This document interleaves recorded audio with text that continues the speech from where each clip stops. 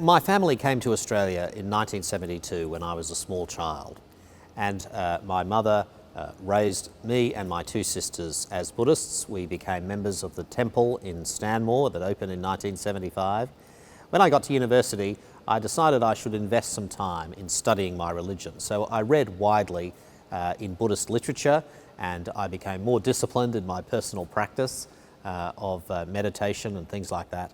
I had a conversation with a Christian friend of mine and asked him what it meant for him to be a Christian. And he said it meant he had lost control of his life to Jesus Christ. It was a very surprising answer for me as a Buddhist, knowing that part of my Buddhist practice was to exercise mental and physical control over every part of my life. He asked me if I wanted to read something, and I agreed to do that.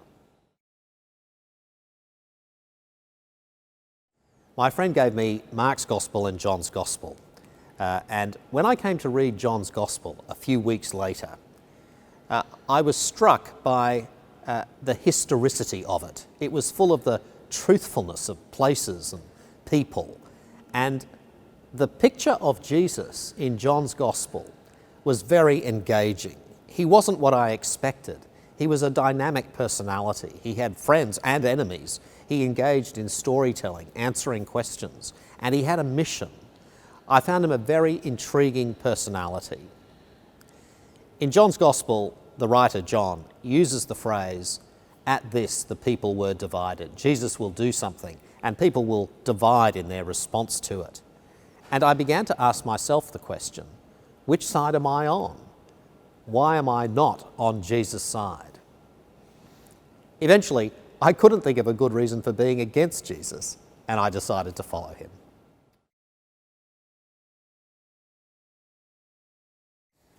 Well, when I decided to follow Jesus, naturally I began by letting my family and then friends know that I'd made that decision.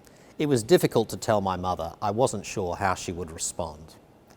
In fact, it upset her quite a lot. And I had to spend a lot of time persuading her that I loved her, that I respected her, and that I wasn't rejecting my Sri Lankan culture and background. It took time for her to see that I wasn't walking away from our family, but that in fact my love for God made me more eager to serve and care for my family than I had before.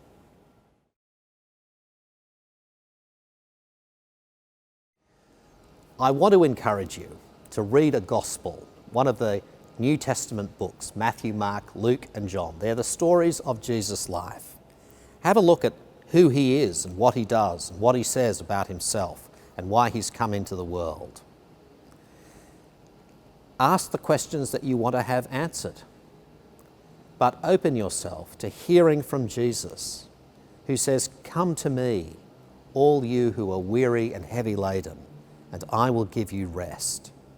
When we come to meet Jesus, we know the forgiveness of our sins, and we become friends with God. We begin to know the love of God for us. I want to encourage you to investigate Jesus for yourself.